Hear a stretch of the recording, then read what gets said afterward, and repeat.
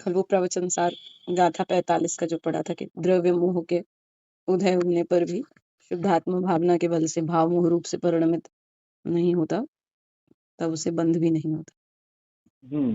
या आचार्य जयसेन स्वामी का पढ़ा था, लास्ट क्लास में पढ़ा था कि शुद्धात्म भावना की इसी सामर्थ्य को हृदयंगम कर उक्त प्रकार से उसकी प्ररूपणा करने में समर्थ हुए। यानी द्रव्य मोह के रचे हुए भी भाव मोह से नहीं परिणमता है, यह बात केवल शुद्ध आत्मा को जानने पर ही कही जा सकती है, अन्यथा नहीं। जो इसका अर्थ हुआ, यानी उदय वहां पर बाधा नहीं कर रहा है, शुद्ध आत्मा का अनुभव को नहीं। उदय है इसलिए उस रूप से परिणमना ही चाहिए, ऐसी कोई व्याप्ति नहीं है। सामान्य रूप से उदय के निमित्त से औदयिक भाव होते हैं, ऐसा कहा जाता है, लेकिन जहाँ जहाँ उदय वहाँ वहाँ औदयिक भाव, ऐसी व्याप्ति नहीं है। जहाँ जहाँ औदयिक भाव है वहाँ वहाँ उदय है, लेकिन जहाँ जहाँ उदय है वहाँ वहाँ औदयिक भाव है, ऐसा नहीं है। व्याप्ति की अपेक्षा से देखो तो, क्योंकि उदय चलते हुए अगर औदयिक भाव की व्याप्ति रहे तो किसी को भी पर्याय में मोक्ष मिलने का प्रश्न ही नहीं आएगा, क्योंकि अनंत उदय चल रहे हैं और फिर उसके निमित्त से औदयिक भाव ही होते रहेंगे, तो फिर नया बंध चलता रहता और नया बंध चलते रहते, फिर किसी को भी संसार से मुक्ति प्राप्त नहीं हो सकती थी। तो उदय होते हुए ही जिन जीवों ने परम पुरुषार्थ किया, ये जीव उस उदय से मुक्त हो गए, यानी औदयिक भावों से मुक्त हो गए।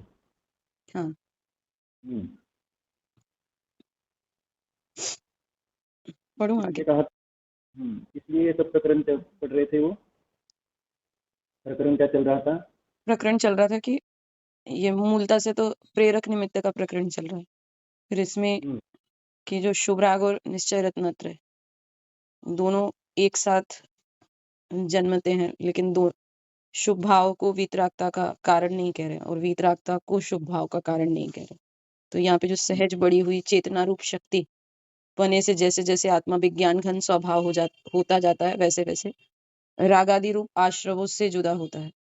तो आश्रवों से जुदा होना विज्ञान घनता का कारण नहीं है, और विज्ञान घनता आत्मा आश्रवों से जुदा होने का कारण नहीं है। जब एक ही द्रव्य में होने वाले दो भिन्न भिन्न परिणाम एक दूसरे के कारण नहीं है, तो फिर जो एक क्षित्रवगाह से भी भिन्न है, मान भिन्न जो द्रव्य है, तो एक द्रव्य दूसरे द्रव्य का फिर प्रेरक निमित्त कह के उसको कारण हम कैसे कह सकते हैं? ये चल इस कथन से भी ये स्पष्ट हो गया कि द्रव्य मोह के चलते हुए भाव मोह से नहीं परिणमता है। इसका अर्थ यही, बाह्य निमित्त जो है वो कार्य में कारण नहीं होते हैं। अगर बाह्य कार्य के प्रेरक कारण होते तो फिर यहाँ द्रव्य मोह के उदय चलते इसके भाव मोह रूप परिणाम भी दिखते, लेकिन ऐसा नहीं होने से बाह्य कारण जो होते हैं वे कार्य के प्रेरक कारण प्रेरक निमित्त होते हैं, ऐसा नहीं है। यानी जो उपादानगत योग्यता है उस अनुसार ही कार्य होता है, बाह्य निमित्त जैसे ही उस अनुसार कार्य होता है, ऐसा नहीं। यानी ये कह रहा था ना शंकर की उपादान में अनेक प्रकार की योग्यता होती है और फिर जैसा निमित्त मिलता है उस प्रकार से कार्य होता है।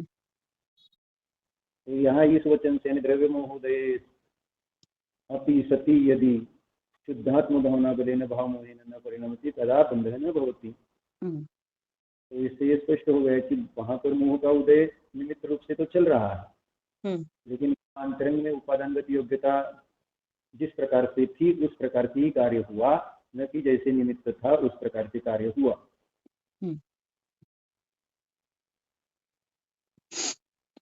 अब यहाँ कैसे कहेंगे कि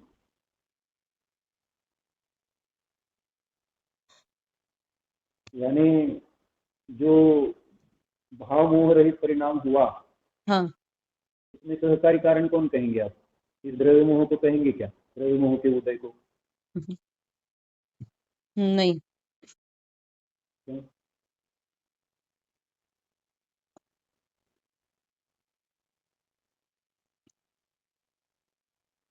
एक बार और भैया थोड़ा सा द्रव्य यहाँ पर भाव मोह रूप से परिणाम नहीं कर रहा है, तो उपयोग रूप से परिणाम रहा, तो उस काल में उसके बाह्य में कौन सहकारी कारण कहलाएगा?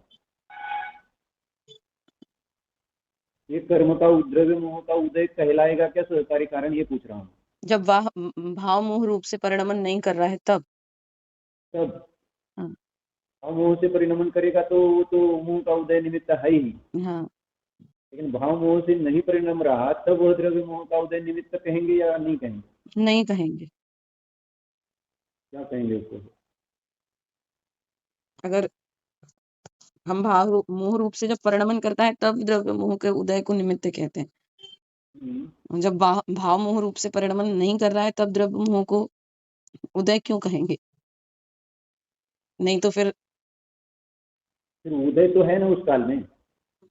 उदय है, लेकिन उस उदय को भाव मोह रूप से परिणमन नहीं होने में निमित्त नहीं कहा जाएगा। उसमें तो शुद्धात्मा की भावना को निमित्त कह सकते हैं। शुद्ध आत्म भावना तो उपादान कारण ही है। नहीं, भाव मोह रूप परिणाम और शुद्धात्मा की भावना रूप परिणाम, ये भी तो दो अलग अलग चीज हो गई कि नहीं? भाव मोह से नहीं परिणमना। हाँ हाँ, नहीं हाँ ठीक है, तो माने प्रश्न तीन तो चीज हो गई ना, यहाँ एक द्रव्य कर्म का उदय, एक भाव मोह रूप परिणमन, और तीसरी चीज शुद्धात्मा की भावना।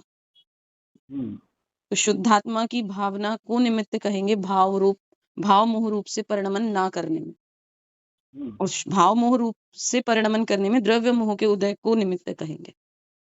हम्म क्योंकि एक ही कारण से ये दो कार्य फिर कैसे होंगे कि भाव मोह रूप परिणमन भी होगा और नहीं भी होगा। हम्म फिर एक प्रश्न और बनता है ना। अभी आपने बात तो बराबर कही हम कहे, हम्म लेकिन आप जहाँ यहाँ पर द्रव्य मोह शब्द का अर्थ क्या ले रहे हैं? मिथ्यात्व का उदय ले रहे क्या? वही ले सकते हैं, जैसे कल हमने इसको पढ़ा था कि क्षेपसम सम्यक्त में सम्यक प्रकृति का उदय है, हम्म तो उसके उदय में भी माने मिथ्यात्व का उदय नहीं देखा जा रहा है, क्योंकि है तो वह मिथ्यात्व का ही अंश, लेकिन सम्यक दर्शन रूप कार्य देखा जा रहा है।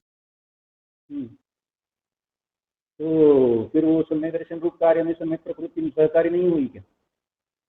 सम्यक प्रकृति का उदय। सम्यक प्रकृति का उदय सम्यक दर्शन में निमित्त नहीं हुई। सम्यक प्रकृति के उदय से तो सम्यक्त्व में जो दोष लगते हैं वो काम होता है। अगर प्रकृति सम्यक दर्शन कराने लगेगी तो फिर अभी हम ये ठीक है कि प्रकृति सम्यक दर्शन नहीं करा रहे, हम्म लेकिन ऐसा हम करते हैं ना, जब पहले गुणस्थान में जाता है और सम्यक प्रकृति का उदय आता है तो जो देवनुस्थान में आता है, यानी चौथे पांचवें सातवें में, हाँ ये भी कथन में करने, यानी कर्णाण योग इस प्रकार से बात करता ही है ना कि सम्यक प्रकृति के, क्योंकि पहले गुणस्थान में तो मिथ्यात्व का उदय है। हाँ, वहां जब इस जीव को क्षेम सम्यक को प्रकट होता है तो परिभाषा किस प्रकार से की है, जिसकी सम्यक प्रकृति का उदय आएगा वो फिर पहले से चौथे गुणस्थान में जाएगा।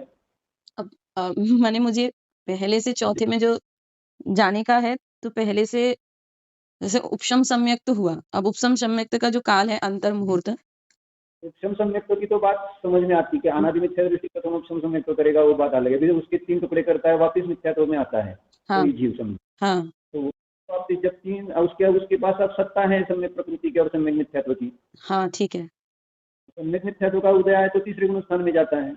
हाँ, लेकिन वो सम्यक मिथ्यात्व, हाँ ठीक है, तो सम्यक प्रकृति का उदय आया तो कौन से गुणस्थान में जाएगा? तो उसका जो उपशम सम्यक्त है वो क्षैप सम्यक में कन्वर्ट हो जाएगा। अभी उपशम सम्यक्त्व की बात नहीं, मैं तो पहले गुणस्थान में आने के पर भी उसके पास सत्ता रहती है ना सम्यक प्रकृति की। हाँ एक बार वो प्राप्त करके पहले गुणस्थान में आएगा तो उसके पास वो है ना सत्ता उस हाँ, प्रकृति, है सादी मिथ्या दृष्टि। और उस समय प्रकृति की जो आबाद है उपथम होने पर उसका उदय आ सकता है कि नहीं? आ सकता है। उदय आएगा तो कौन से गुणस्थान में जाएगा? चौथे में जाएगा, लेकिन वो सम्यक प्रकृति उसका कारण नहीं होगी चौथे में जाने के लिए। ये अन्य होगा फिर। हम अपनी मर्जी से, अब यहाँ आचार्य बोल रहे हैं, मैं तो थोड़ी अपना कथन बोल रहा हूँ, फिर आचार्य का विरोध हो जाएगा। तो भैया अब आप बता दीजिए। नहीं मैं क्या, यानी ये इसलिए इसलिए हमने यानी पूछा कि कल एक यानी चर्चा ऐसी सुनने में आई कि अंतरकरण रूप जो उपशम होता है, हाँ मिथ्यात्व का अंतरकरण रूप उपशम, हाँ तो वो किसके बल से होता है, शुभ के बल से कि शुद्ध के बल से? हाँ, तो कहा कि तो हाँ, शुभ के बल से, शुद्ध के बल से, शुभ, हाँ शुभ के बल से। हाँ, शुभ के भी बल से आएगा, क्योंकि वो करण लब्धि में अनिवृत्तिकरण परिणाम से हुआ है सही बात है। और वहां मिथ्यात्व का उदय है। और वहां मिथ्यात्व का उदय है। तो शुभ के द्वारा जब जीव अंतरकरण रूप उपशम करता है तब जाके वो गैप बनाया ना जो अंतरकरण किया, ठीक है ना। उतनी देर के लिए मिथ्यात्व को उदय में आने के अयोग्य बनाया और फिर ठीक अगले समय में उसे स्वानुभव हो जाता है। ठीक है। तो तो फिर वो वाली चीज सही हो गई ना कि शुभ भाव से भी कर्मों का माने मिथ्यात्व जैसे कर्म का अंतरकरण कर रहा है जीव, उसमें भी शुद्ध नहीं लग रहा। अब वो शुभ शुभ की इतनी वो हो रही तो फिर इसमें कि शुभ से ही सम्यक्त जैसा लग हो रहा होता हुआ दिख रहा है, लेकिन अब ये शुभ जो है वो अलग तरीके का शुभ है। शुद्ध अलग की अलग शुद्ध की यही चर्चा, हम्म तो यही तो प्रॉब्लम आ रहा है। ये अलग तरीके का, यानी पहले गुण स्थान में अलग तरीके का शुभ और चौथे गुण स्थान में अलग तरीके का शुभ, अब नहीं, इस लेकिन प्रकार। अंतरकरण जहाँ कर रहा है अनिवृत्तिकरण में, वहां तो वो पहले भी ही गुण स्थान है ना, वहां तो कोई चौथा है ही नहीं। ठीक है ना। तो फिर शुभ को आप बंध का कारण मानते हैं कि संवर का कारण मान रहे थे? शुभ को तो बंध का ही कारण मानते हैं, तो लेकिन अब अभी आप लोग, करणानियोग के हिसाब से, करणानियोग से तो ऐसा लग रहा है कि शुभ भाव ही मिथ्यात्व का अंतरकरण रूप उपशम कर रहा है और अगले समय में जाके उसे शुद्धोपयोग हो रहा है। तो वहां तो वो गैप तो पहले ही बना लिया ना उसने, मिथ्यात्व को उदय में आने के अयोग्य कर लिया, वो तो शुभ भाव से ही कर लिया। फिर क्यों नहीं मानते आप शुभ भाव से धर्म? पंडित कांजी ने क्या थोड़ी वो पढ़ा नहीं होगा या उनको ख्याल में नहीं था, जिससे कि शुभ भाव की इतनी निंदा की है। चतुंद कुंदाचार्य ने भी शुभ भाव तो नीति वेड़ी तो अब आदि क्या कहते हुए मानेगी, शुभ भाव से होता है क्या? क्या आप वही तो वर्तमान में जितने कोई बोल रहे हैं ना कि शुभ भाव है, मुमुक्षु छोड़कर बाकी यही तो बोल रहे हैं शुभ भाव से ही धर्म हो रहा है। तो क्या करें, हम गलत हैं कि वो गलत है? इसलिए न्याय से चलना पड़ेगा। गलत कौन है और क्या नहीं है इसका निर्णय तो न्याय ही कर सकता है।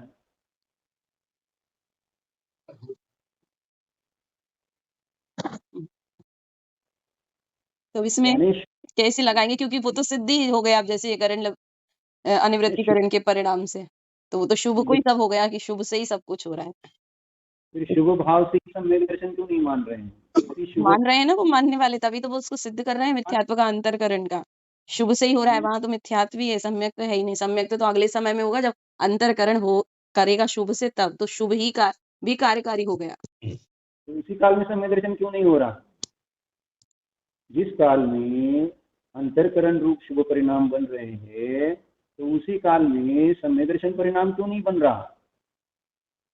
अब मुझे तो इसमें अगर ये प्रश्न आया कि जो अंतरकरण हो रहा है, भले उस समय भाव शुभ है, शुद्ध नहीं है, लेकिन वो शुभ भाव जैसे माने वो जो जीव है वो शुभ करने के लिए नहीं बैठा है वहां पे, वो शुद्ध माने स्वात्मा की ओर ढल ढल रहा है वो उपयोग, वो शुभ शुभ नहीं है वहां पे, क्योंकि अगले समय वो शुद्ध रूप से परिणत हो रहा है वो जीव, भले उसको अभी चौथा शुभ कहो, कहने चौथा में आ उपयोग रहा में है। हाँ, तीन ही उपयोग है, अशुभ, शुभ और शुद्ध। अब आप इसको शुभ नहीं कहेंगे तो उसको शुद्ध कहो। लेकिन वो शुद्धात्मा की ओर ढलता हुआ उपयोग है ना वो शुभ उपयोग।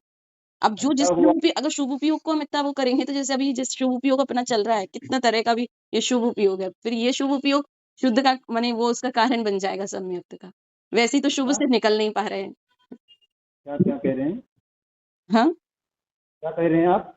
ये कह रही वो शुभ, ठीक है समझ में आ रहा है कि हाँ शुभ है, लेकिन वो शुभ शुद्ध की ओर ढलता हुआ शुभ माने तो शुभ, उसे क्या शुभ कहें, क्योंकि उस शुभ में और जिस शुभ से सम्यक्त किया अभी वर्तमान में, जैसे हमने जब कहा था आपको, विनोद पंडित जी शुभ का कह रहे थे ना हम्म, कि वो अलग टाइप का शुभ है, तो वो अब टाइप क्या, शुभ तो शुभ होता है, बंध का ही कारण है।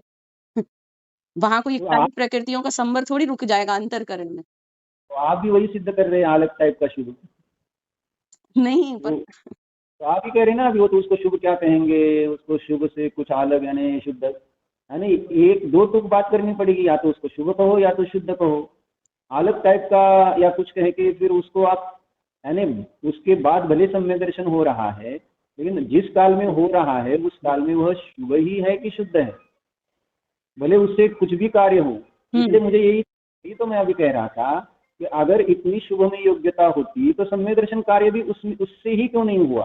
हाँ, अंतर कार्य करने तक की विशुद्धि उस शुभ भाव में है, हम्म लेकिन सम्यक दर्शन रूप परिणति की विशुद्धि उस शुभ भाव में नहीं हो सकती। ये इसमें बात निकल कर आ रही है। हाँ, आप उल्टे, यानी ये सब लोग यही तो निकाल रहे हैं, यानी उल्टे जा रहे हैं। यानी शुभ में से शुद्ध निकल रहा है, ये बात लग रही है। लेकिन मुझे तो ये कहना है कि उसमें शुद्धता नहीं निकल रही है, ये सिद्ध हो रहा है। अगर उस शुभ में योग्यता वैसी होती तो वहीं पर सम्यक दर्शन रूप कार्य उन्हीं विशुद्धि परिणाम से होने चाहिए। अगर इतनी विशुद्धि है शुभ की कि वो मिथ्यात्व का अंतरकरण कर सकता है, तो ऐसी विशुद्धि क्यों नहीं कि जिससे वो सम्यक दर्शन कर सके। आचार्य ने वो भी लिख देते कि ठीक है, ऐसे शुभ से सम्यक दर्शन हो जाता है, यानी ऐसी विशुद्धि रूप सम्यक दर्शन। आप जो अलग टाइप शुभ जो कहेंगे, तो अवृत्ति गुणस्थान में आने पर ही जो शुभ शुद्ध युगपत प्रकट हो गए हैं, तब उसको अलग टाइप कह सकते हैं। लेकिन जब तक मिथ्यात्व के उदय के साथ शुभ चल रहा है, क्योंकि वह अंतरकरण रूप परिणाम रूप विशुद्धि भी चल रही है, वो भी मिथ्यात्व के उदय के साथ ही चल रही है। ऐसा नहीं कि वहां मिथ्यात्व का उदय नहीं है और अलग, यानी मिथ्यात्व में इस प्रकार की विशुद्धि हो सकती है। मिथ्यात्व के साथ विशुद्धि, यानी कहाँ तक विशुद्धि होने की योग्यता है कि मिथ्यात्व के अंतरकरण करने रूप योग्यता उस शुभ परिणाम में है, इतना ही कह सकते हैं हम।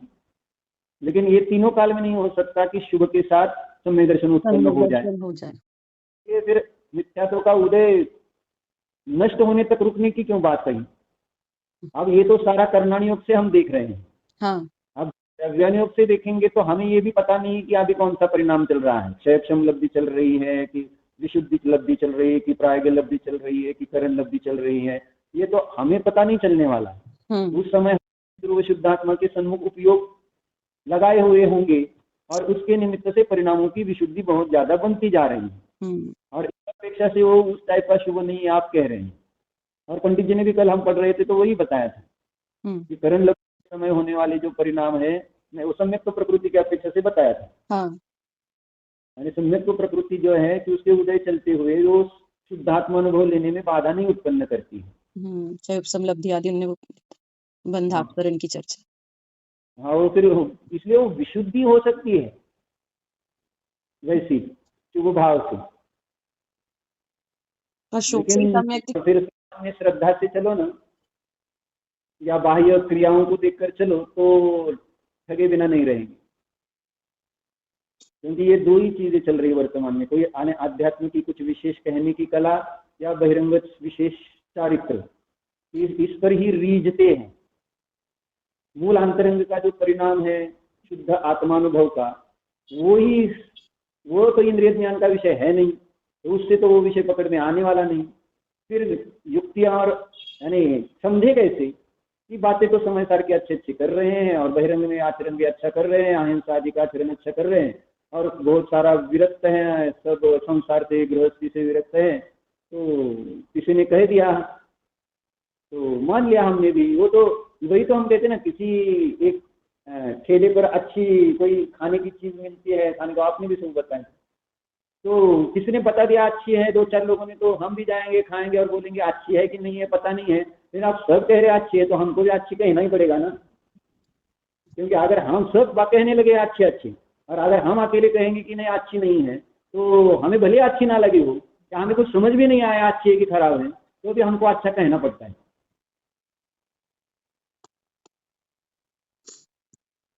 इसलिए परीक्षा प्रदानी बनकर हम किसी का सम्यक दर्शन, ये सम्यक दृष्टि है कि नहीं है, उससे मुझे कुछ लेना देना नहीं।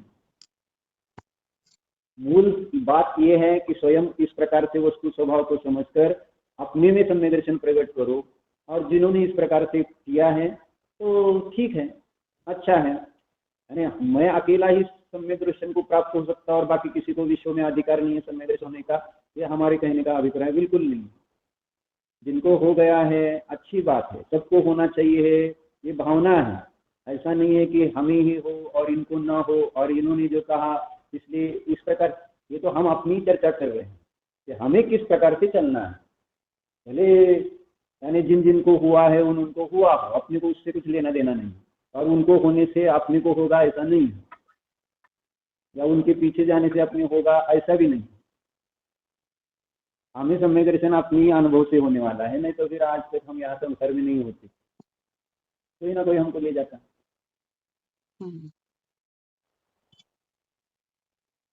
यानी इसलिए कहा था ना, वो सम्यक दर्शन के स्वरूप के संबंधी चर्चा जो आई धवला में असंजय सम्मायिक थी सूत्र में, सम्यक को छूटने में देरी नहीं लगती है। जब सम्यक को कुहेतु और कुदृष्टांतों से छूट सकता है तो मिथ्या तो ही हो तो फिर उसको सम्यक तो होने का सवाल ही कहाँ आएगा। वो तो कोई हेतु को दृष्टांत से अपने को मिथ्या अपनी मिथ्यात्व का ही पोषण करता रहेगा। हाँ यानी क्षयक्षम सम्यक्त्व में भी ये बाधा आ सकती है, इसलिए उसको उपमा दी है रुद्ध के हाथ में लकड़ी, यानी कंपायमान है, कभी भी छूट सकती है वो लकड़ी। हाँ हिलती हुई ऐसा क्षयक्षम सम्यक्त्व कह रहे हैं, यानी इतना सम्यक दर्शन वो ऐसा है। हाँ डगमगाती हुई श्रद्धा। हाँ, तो क्षयक्षम सम्यक दर्शन जब छूटने की बात आती है तो फिर मिथ्यात्व जो है उसमें उन कुहेतु और कुहेतु दृष्टांतों से मिथ्यात्व छूटे, ऐसा कैसे हो सकता है। तो अच्छी तरह से समझकर, और इसलिए कहा आगम से पढ़ना है, युक्तियों का आलंबन लेना है और स्वानुभव करना है। ये तीनों बातें हैं। पहले लक्ष्य लक्षण संबंध थे, आज हमें विरासत में मिल गया जैन धर्म, आगम मिला है, पढ़ो, मिला है, पढ़ा है, कुछ अध्यात्म की बातें मिली है, सुनी है, तो हमें ही सम्यक दर्शन होने का यही तो हो रहा है ना। जो समय सार पढ़ते हैं वो समझते हैं हमें सम्यक दर्शन का अधिकार है, और जो बाह्य क्रियाओं का व्रत आदि महाव्रतों का आचरण करते हैं वो बोल रहे हैं हमें सम्यक दर्शन का अधिकार है। किसको अधिकार है? समय सार पढ़ने वालों को है कि व्यवहार चारित्र को पालन करने वालों को?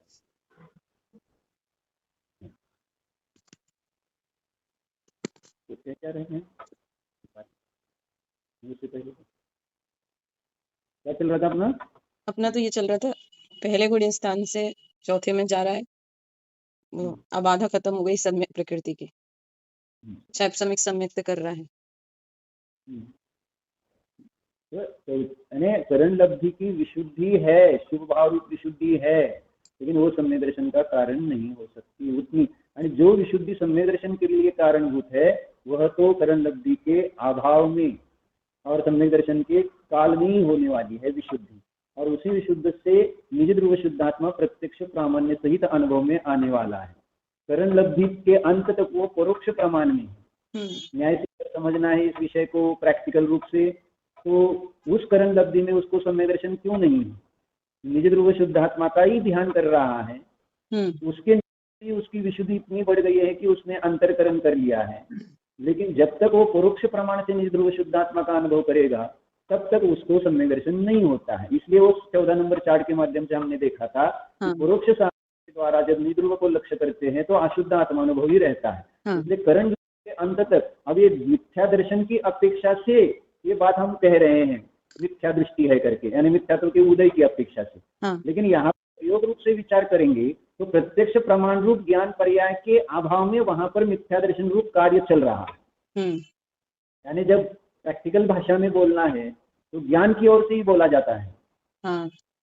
ज्ञान की ओर से समझते हुए ज्ञान में क्या गलती रह गई कि जिसके कारण या क्या हुआ वहां प्रॉब्लम रह गया कि अभी वहां पर तो ये करणायोग की बात है कि मिथ्या दर्शन का उदय है।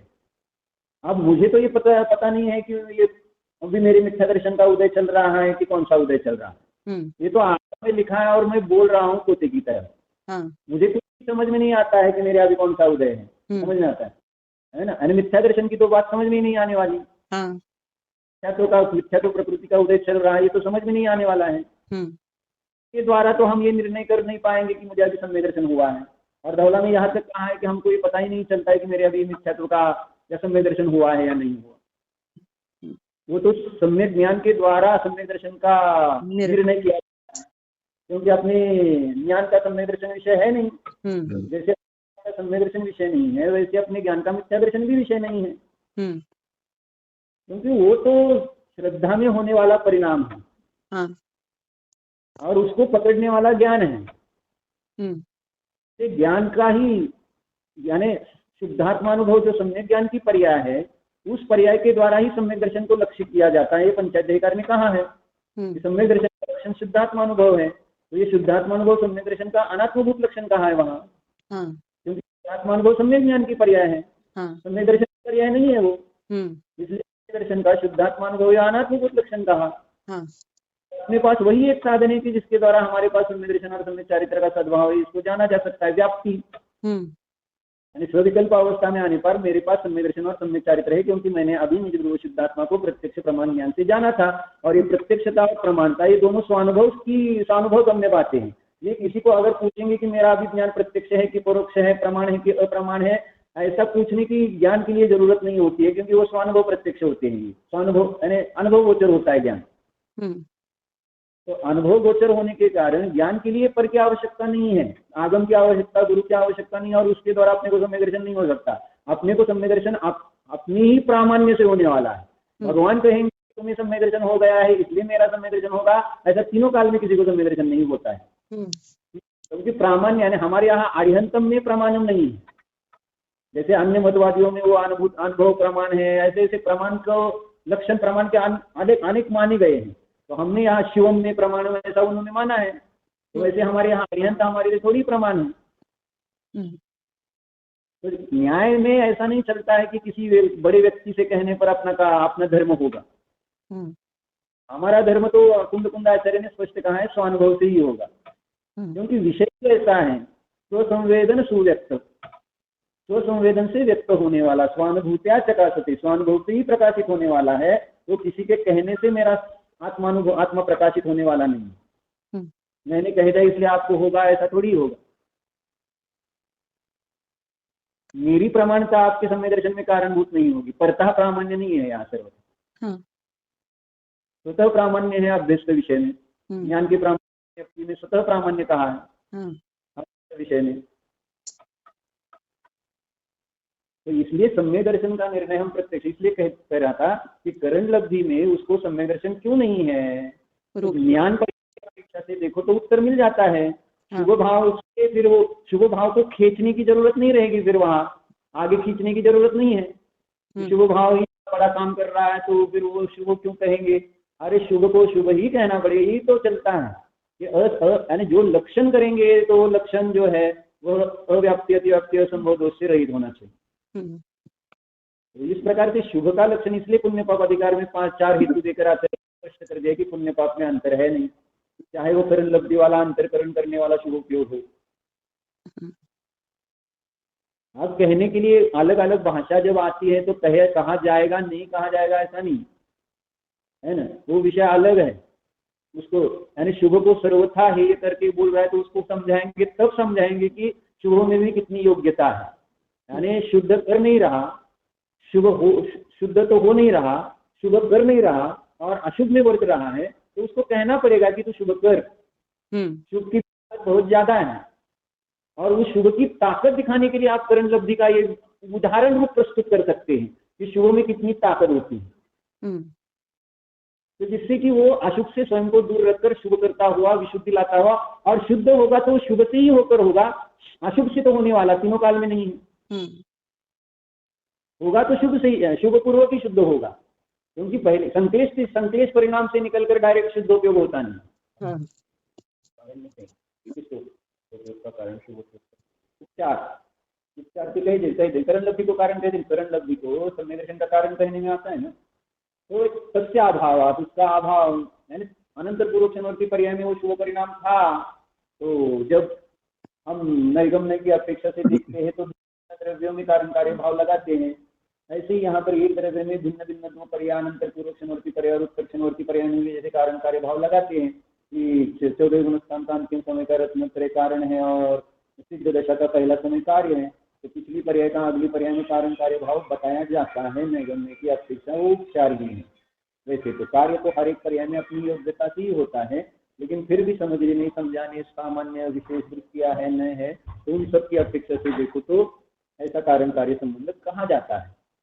इसलिए कई तरह ऐसा कहा गया कि शुभ कारण और शुद्ध कार्य तो इतना एकदम अस्वस्थ होने की जरूरत नहीं है। प्रकरण उस हिसाब से समझ कर एकदम जैसे हम सामान्य रूप से कह सकते हैं स्त्री ने रोटी बनाई, कहते भी है व्यवहार में, तो इससे सिर में पत्थर नहीं पड़ता है कहने से। वो तो हम समझते हैं कि रोटी आटे से बनी है, स्त्री तो वहाँ पर निमित्त रूप से है, एक काल करते तो उसका योग उपयोग समझते हैं। और व्यवहार षटकारक की बात भी आचार्य में कई अन्यथा विधान आदि व्यर्थ हो जाती है। व्यवहार षटकारक है विधान आदि, उसको महत्व देते हैं कि नहीं, उसका कारण कार्य संबंध मानेंगे कि नहीं मानेंगे इसका। तो व्यवहार अपनी जगह है और उस अपेक्षा से, क्योंकि वो समझ, यही तो चर्चा यहाँ चल रही कि व्यवहार से ही रूप से समझो, उसको परमार्थ मत करो। और ये एकदम ऐसा उस व्यवहार को परमार्थ न कहते हुए उस व्यवहार को असत्यार्थ भी मत कहो, दोनों का बैलेंस रखना पड़ता है। व्यवहार को या तो परमार्थ कर रहे हैं या तो व्यवहार को असत्यार्थ कर रहे हैं। प्रॉब्लम आ रही है। जब आध्यात्म की आती हो जाती है तो व्यवहार असत्यार्थ कर देती है, और जब बाहर की क्रिया की आती होती है तो फिर व्यवहार को परमार्थ कर देती है।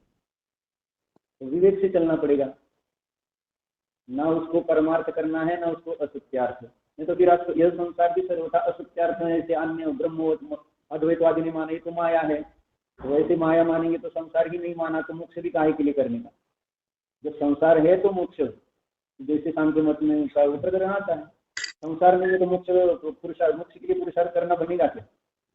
पर्याय में बंध है, उसको स्वीकार करना पड़ेगा। वो पर्याय में है, वो व्यवहार से है, वो व्यवहार भी सर्वथा असत्यार्थ यानी आकाश पुष्प के समान नहीं है, उसकी नास्ति यानी सर्वथा मानेंगे तो फिर हम अपने पर्याय में उसका अभाव करके सम्यक दर्शन को कार्य भी नहीं कर सकेंगे।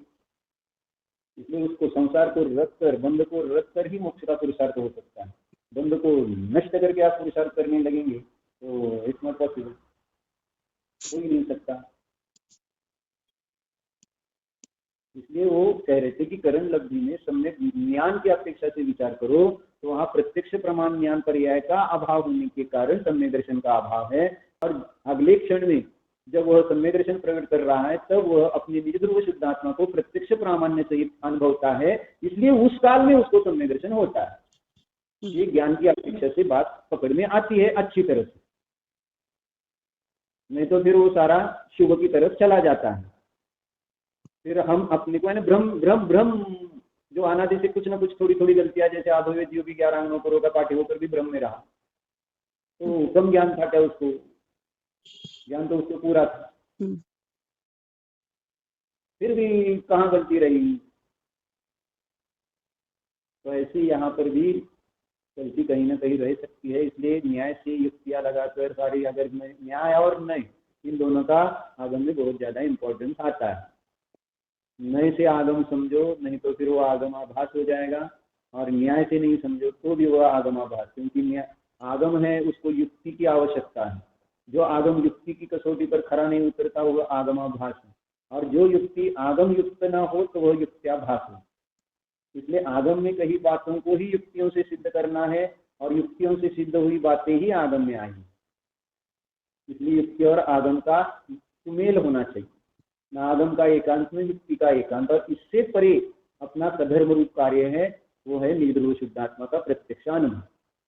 तो अनुभव प्रत्यक्ष में प्रमाणी कर्तव्य, तो अनुभव से ही अपना आत्मा स्वीकार करना चाहिए।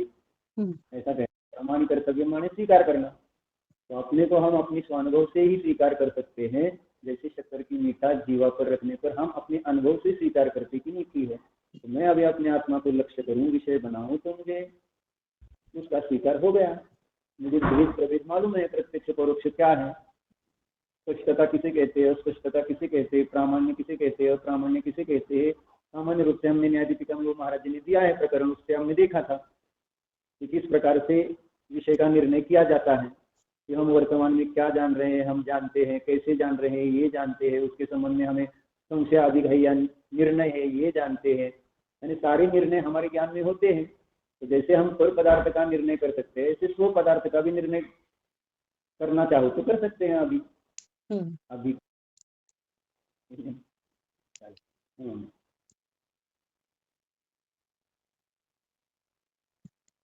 इसलिए वो भाव संबंधी किंचित भी संशय निर्माण करने जैसा नहीं है कि ये संवर और सम्यक दर्शन के कारण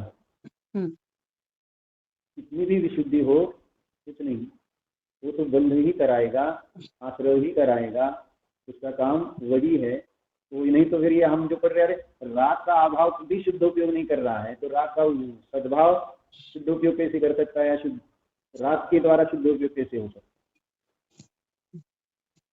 यानी जो राग का अभाव शुद्ध उपयोग से होता है क्या, तो किससे होता है?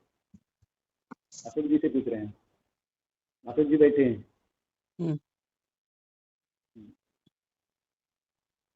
राग का अभाव भी अपनी योग्यता से होता है, शुद्धोपयोग से नहीं। कहने में आया कि राग का अभाव शुद्धोपयोग से हुआ, क्योंकि राग को उत्पन्न शुद्धोपयोग ने नहीं किया, तो शुद्धोपयोग राग को नष्ट भी नहीं कर पा रहे। एक विवक्षा आध्यात्मिक भाषा है, उसको सर्वथा नहीं समझना। शास्त्री नास्ती दोनों एक साथ चलते हैं, लेकिन कारण कार्य भाव तत्व व्यवस्था कैसी है वो अच्छी तरह अपने दिमाग में आ जानी चाहिए। इसलिए यहाँ हमने वो प्रश्न पूछा कि उदय के निमित्त से कार्य होगा कि नहीं होगा सम्यक दर्शन का। तो उसके लिए हमने आपसे पूछा था कि वेदक सम्यक प्रकृति का उदय होने पर क्षेपक्षम सम्यक होता है, ये कथन मिलता है। तो सम्यक प्रकृति का उदय सम्यक दर्शन में निमित्त हुआ कि नहीं? उदय उदय बोल रहा हूँ। द्रव्य मोहोदय सती भाव मोहिन न परिणमति, बनता ही कि नहीं ऐसा बिना भाव? द्रव्य मोह का उदय होते हुए भाव मोह से नहीं परिणाम आना, वो सम्यक प्रकृति उसको भाव मोह से परिणाम आने में समर्थ नहीं है। यही तो पंडित जी ने लिखा था। तो इसको विवक्षा से समझना, मैं ये नहीं कह रहा वास्तव में उपशम क्षेक्षम, क्योंकि सम्यक प्रकृति का जो उदय है वह उदय नहीं, उस काल में वह क्षेक्षम रूप कार्य चल रहा है। वो तो सिर्फ उदय को, देशघाती स्पर्धक का उदय को ही देखकर मैं बात बोल रहा था, इसलिए आपको शंका आ गई कि उदय से कैसे सम्यक दर्शन होगा। तो वह उदय नहीं है, वहां तो क्षेक्षम है, जब सम्यक प्रकृति का उदय होकर सम्यक दर्शन होता है। उदय से नहीं हो रहा है सम्यक दर्शन, ये बात पकड़नी। मैंने वो क्षेक्षम की व्याख्या में वही आता है ना, सर्वघाती स्वर्गों का उदय, निकटावस्था रूप उपसम और देशघाती का उदय। सम्यक प्रकृति देशघाती होने से उसका उदय होते हुए भी सम्यक दर्शन में बाधा नहीं है, आत्मानुभव होने में बाधा नहीं है। तो वो वास्तव में पूरी एक व्यवस्था है, सिर्फ एक उदय की व्यवस्था नहीं है। क्षेक्षम सम्यक दर्शन में इस प्रकार से सारा समझना पड़ता है। और सम्यक दृष्टि अवस्था में फिर क्षेक्षम, शाक्षमिक भाव और औदैहिक भाव दोनों साथ चलते हैं। और मैंने शैक्षणिक भाव में के उदय की बात सिर्फ लेकर प्रश्न पूछा था कि उसके उदय में वह कार्य होता है कि नहीं। तब होता है, ऐसा कहने में बाधा नहीं है। बस उस देशघाती प्रकृति के उदय चलते हुए भी क्षेक्षम सम्यक दृष्टि निर्द्रव्य सिद्धात्मा का वेदन करता है। ठीक है ना? हाँ भैया। एक भाव सम्यक दर्शन का कारण नहीं मानना, नहीं तो फिर ऐसा लगेगा कि मैं औदैहिक भाव को सम्यक दर्शन का कारण कह रहा हूँ, मोह का उदय चल रहा है और सम्यक दर्शन हो रहा है ऐसा कह रहा हूँ, ऐसा अभिप्राय मत पकड़िए। मैंने तो सिर्फ ऐसे ही पूछा था कि वो जब कार्य, यानी जब हमने एक पढ़ा था कि द्रव्य मोहोदय अपी, तो उस काल में ये कह रहे कि भाव मोह से नहीं परिणमता, तो मेरे ख्याल में वो आगे का कथन आया था कि सम्यक प्रकृति का उदय पंडित जी ने लिया है, मिथ्यात्व का ही जो भेद सम्यक प्रकृति है उसका उदय पंडित जी ने लिया है, इसलिए पूछा था कि वह उदय निमित्त है कि नहीं। तो आपने तो शुभ भाव को ही सम्यक दर्शन सिद्ध कर लिया। हाँ किया भैया, नहीं किया, ठीक है। मैं अलग सा शुभ उपयोग कहने से मुझे डरा था। नहीं अलग टाइप बोलेंगे तो यही तो हमारे यहाँ भी चर्चा हो रही बार बार, है ना। और यही तो सभी जगह जो सम्यक दर्शन शुद्धोपयोग से नहीं मानते, तो वे शुभ भाव का ही टाइप बदल रहे हैं और टाइप बदल कर ही वो सम्यक दर्शन मान रहे हैं। तो हमको तो यही पूछना है बार बार कि वो टाइप क्या है अलग सा, जिसका वर्णन आगम में कहीं पर आया है, उसका विशेष लक्षण बताओ कि ये टाइप का शुभ भाव होता है सम्यक दर्शन में का। ठीक है, ये टाइप का नहीं और ये टाइप का है, तो टाइप तो बताओ क्या है, कैसा है टाइप। आप अपनी अभिप्राय से बता रहे हो टाइप अलग है, तो उस शुभ भाव को सम्यक दर्शन का कारण सिद्ध करने के लिए आप वो टाइप बदल रहे हैं। लेकिन सम्यक दर्शन के कारण शुभ का टाइप बदल गया है तो मुझे मानिए।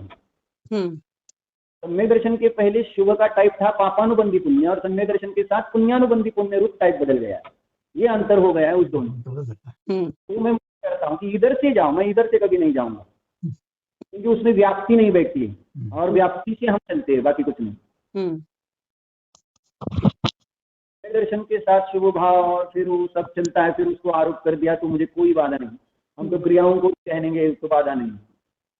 और हमने आज पूजा भी सिद्ध चक्र विधान की पूजा का पहला ही किया था ना, 8 दिशाओं का अर्घ्य, वर्ग को अर्घ्य चढ़ाए ना सारे। हाँ। तो वर्ग उनको अर्घ्य, उनके द्वारा शब्द ब्रह्म को अर्घ्य चढ़ाया गया। किसको चढ़ाया गया आगे बार स्वर व्यंजन को, फिर किसको चढ़ाया? शब्द ब्रह्म, तो वो भी पुद्गलिक है। के लिए अर्घ्य है साथ में।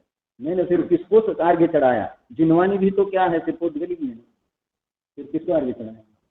अरे तो जिनवानी पौद्गलिक नहीं है, जिनवानी का आगम का लक्षण न्याय में किया है, आप तो वाक्य निबंधनम अर्थ ज्ञानम आगम। आगम यह ज्ञान की पर्याय है, पुद्गल की पर्याय नहीं।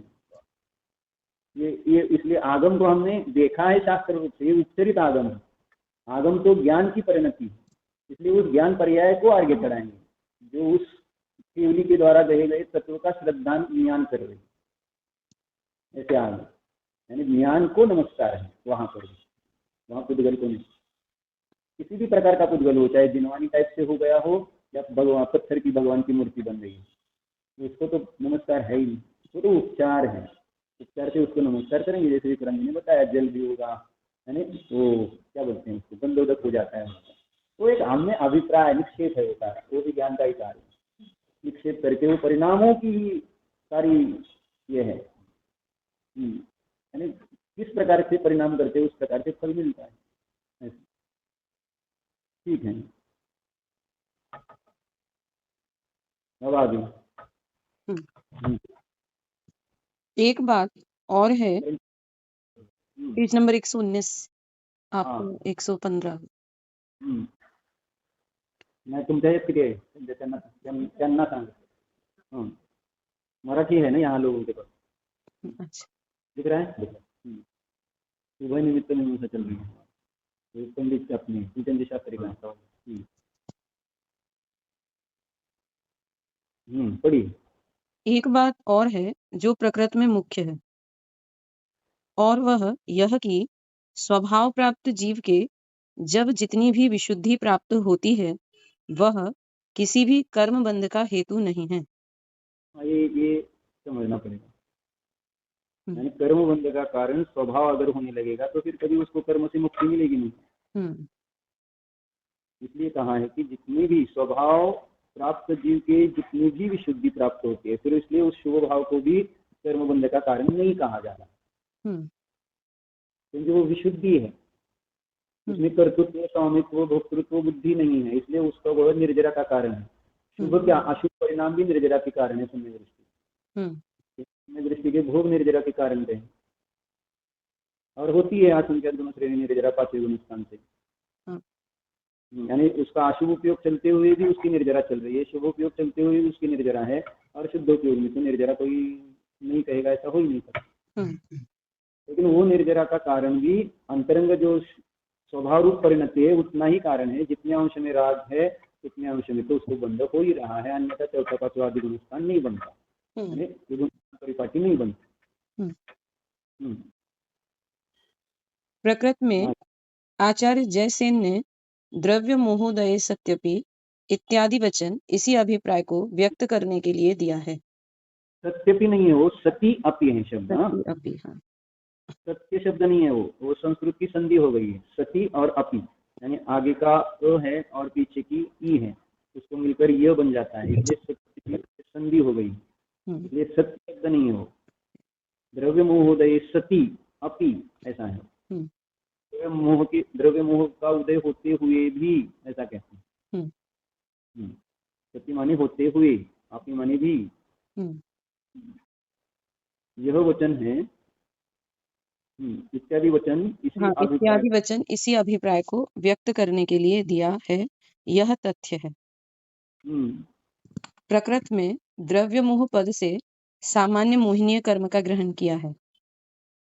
पहले जो कुछ भी लिख आए हैं उसमें भी यही दृष्टि है। यानी यहाँ कोई यही कहते हैं कि यहाँ पर जो आचार्य जैसे कह रहे हैं वो केवल चारित्र मोह को कह रहे हैं, चारित्र मोह का उदय रहते हुए वो भाव मोह से नहीं परिणमता है, लेकिन यहाँ दर्शन मोह को भी लेना है, सिर्फ चारित्र मोह नहीं लेना। तो दर्शन मोह को किस प्रकार से लेना है, तो सम्यक प्रकृति रूप से दर्शन मोह को स्वीकार करना है। वहाँ मिथ्यात्व के उदय के साथ आत्मानुभव नहीं हो रहा है, लेकिन सम्यक प्रकृति के उदय के साथ, इसलिए सामान्य मोह लिया है, यानी दर्शन मोह भी और चारित्र मोह के रहते हुए भी शुद्धात्मा का अनुभव होता है, यानी उस पर उपयोग नहीं देता है।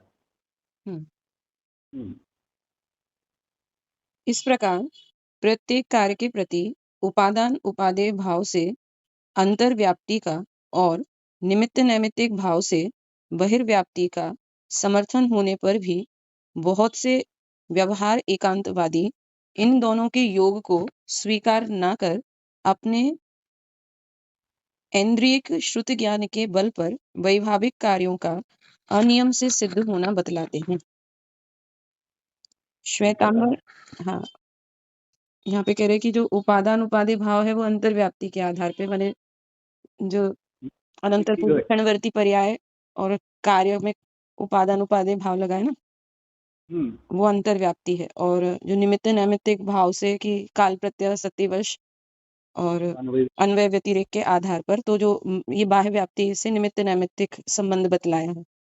लेकिन जिनको व्यवहार का एकांत है वो इन दोनों के योग को स्वीकार ना कर अपने इंद्रिय श्रुति ज्ञान के बल पर ही, माने जो इंद्रियों से प्रत्यक्ष दिख रहा है करते, माने जो देखा जा रहा है उसके बल पर ही वैभाविक कार्यों का अनियम से सिद्ध होना बतलाते हैं।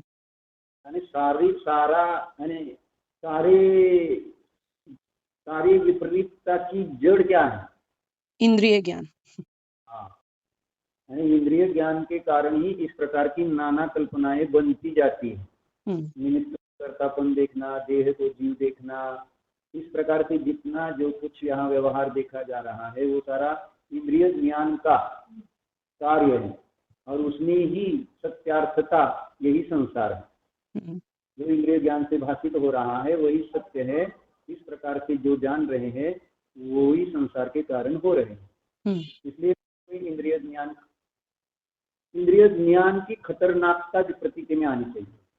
मिथ्यात्व से भी ज्यादा इसलिए कहते हैं कि इंद्रिय ज्ञान खतरनाक है, क्योंकि इंद्रिय ज्ञान से मिथ्यात्व पुष्ट होता है।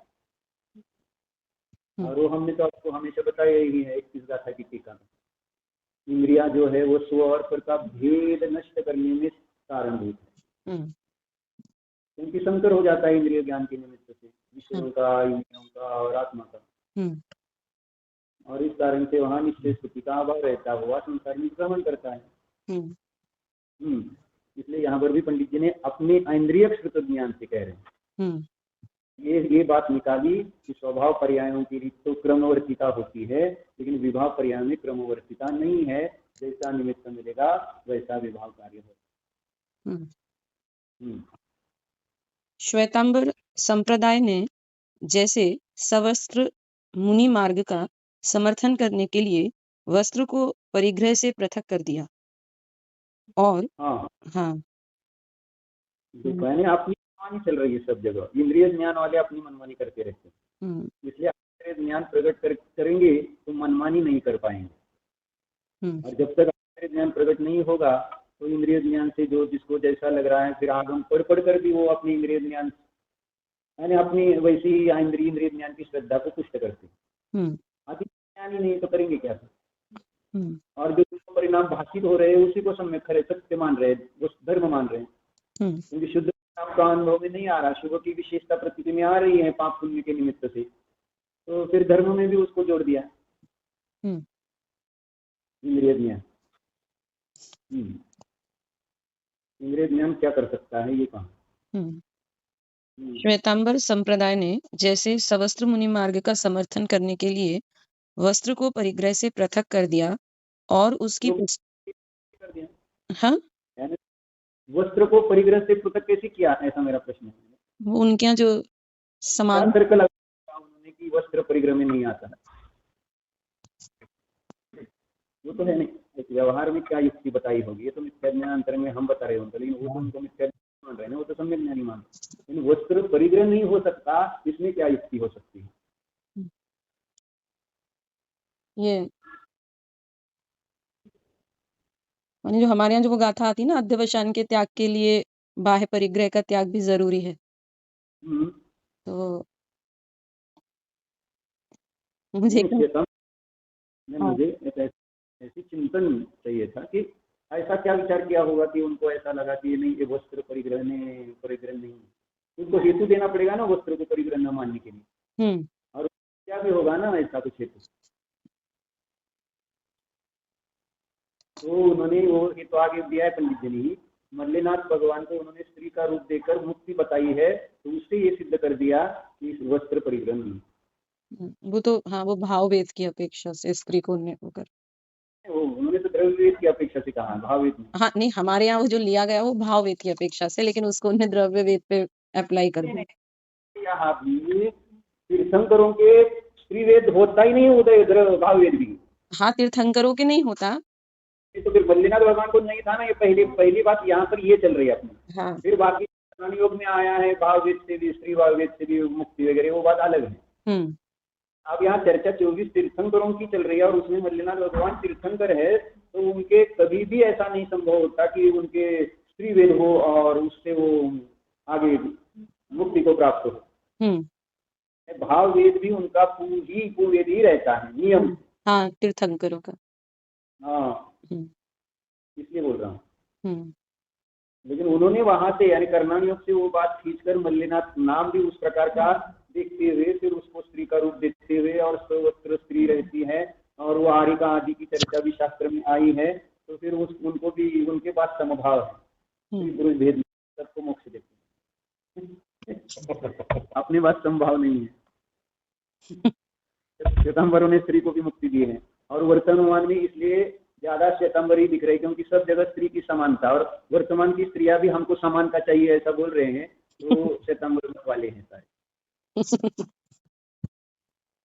स्त्री को समानता मांगेंगे तो समझना कि अपने को पुरुष यानी वो पर्याय में एकत्व कर रहे हैं। जब आचार्य कह रहे हैं तो, और भगवान की वाणी में आया है कि स्त्री वेद का उदय पाप ही है, तो स्वीकार करके उसी टाइप से चलो। यानी ऐसा नहीं कि अभी वर्तमान में आप स्त्री पर्याय में हो, इससे इतना क्यों एकत्व कि स्त्री के बारे में ऐसा बोला तो एकदम आपको एकदम ऐसा लगता है कि स्त्रियों को ऐसा क्यों कह रहे हो। स्वीकार करना अंदर में होना चाहिए कि हाँ मेरा पाप है, अन्यथा मैं स्त्री पर्याय में नहीं आती। और वो वेद के प्रकरण में तो आचार्य ने दिया ही है, सम्यक दृष्टि पुरुष वेद वाला और मिथ्या दृष्टि स्त्री वेद वाली, ऐसा दिया ही। भाव वेद की अपेक्षा से ही प्रकरण है वो सारा। और यहाँ द्रव्य वेद को लेकर लोग घबरा रहे हैं, बाहर हम स्त्री है तो हमारा भी वो ऐसा ही है और ऐसा ही है, और सब समान अधिकार, इसलिए देश बर्बाद होते जा रहे हैं लोग, दुख बढ़ता जा रहा है। दुख बढ़ने का कारण स्त्री अपने को समान अधिकार मांग रही और कुछ दे रहे हैं। पर्यायगत विवेक बोलते जा रहे हैं। हाँ, पंडित जी बोल रहे हैं पर्यायगत विवेक बोलते जा रहे हैं। बात बड़ी अच्छी कही, पर्यायगत विवेक होना जरूरी। पुरुष होने पर पुरुष पर्याय का गर्व करेगा तो वो भी पर्याय मूढ़ी हो गया ना। यहाँ पुरुष की महिमा नहीं गा रहे हैं आचार्य, और स्त्री वेद की निंदा नहीं कर रहे है ना। एक तो व्यवस्था बता रहे कि क्या है कैसे, उस व्यवस्था को स्वीकार करेंगे तो सम्यक दर्शन, नहीं तो फिर अपनी मनमानी तो चलती आ रही है।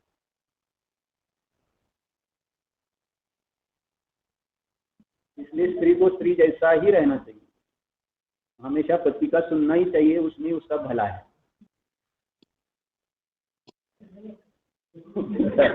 अब यहाँ बोल रहे हैं एकांत हो गए, आपको ऐसा लग रहा है हो रहा है?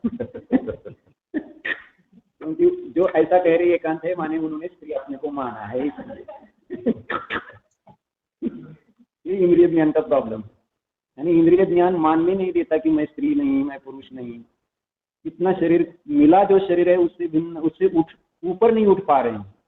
जिस शरीर में है उस शरीर रूप से ही अपने, इसलिए बहुत प्रॉब्लम है ना सबका। यानी जो पुरुष वेद से ही हो या स्त्री हो या जैसे आकार उकार वाले हो, वही जैसे हो, तो शरीर बहुत शरीर में, क्योंकि उसके सिवा हमने जीव कभी जाना ही नहीं, क्योंकि ध्यान में बैठेंगे नहीं तो एक वहां पर एक इस शरीर से भिन्न में कुछ अलग चैतन्य मात्र वस्तु हूँ ऐसी अनुभूति नहीं आएंगे, तो फिर करेंगे क्या वो। जिसको जीव भाषित यानी जो जीव भाषित हो रहा है उसी में तो नाना प्रकार की कल्पनाएं करते रहेंगे, इसलिए पुरुषार्थ करना पड़ता है। ठीक है, इतना पूरा करते हैं। पढ़ूंगी आगे। पैराग्राफ पूरा। श्वेतांबर संप्रदाय ने जैसे सवस्त्र मुनि मार्ग का समर्थन करने के लिए वस्त्र को परिग्रह से पृथक कर दिया और उसकी पुष्टि में स्त्री मुक्ति को आगम कहकर स्त्रीलिंग, अन्य लिंग या गृहस्थ लिंग से मुक्ति को स्वीकार कर लिया। लगभग ठीक यही स्थिति इन व्यवहार एकांतवादियों की है। इन्हें मात्र सम्यक नियति को भी एकांत कहकर उसका खंडन करना है। इसके लिए उन्होंने यह मार्ग चुना कि जितनी स्वभाव पर्याय हैं वे तो क्रम से अपने अपने समय में ही होती हैं, पर विभाव पर्यायों के विषय में यह नहीं कहा जा सकता। कौन पर्याय कब होगी इसका कोई नियम नहीं किया जा सकता। और इसका और आगे विशेषण का विश्लेषण करेंगे। हम्म तो एकांत पुनः समीक्षा। हम्म ठीक है। ओम जन निज ध्रुव शुद्ध अपने स्वरूप का अनुभव कीजिए।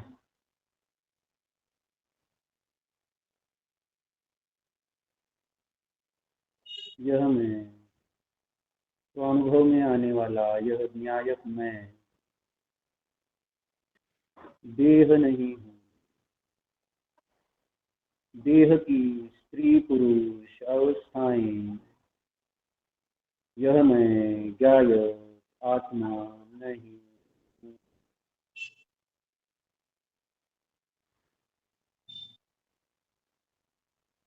मैं को ज्ञायक जानो,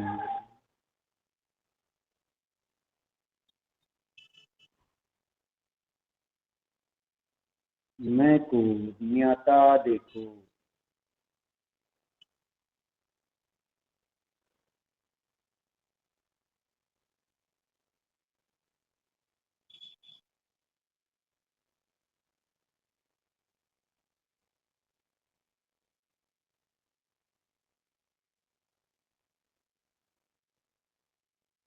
ओम विसर्जन। नमो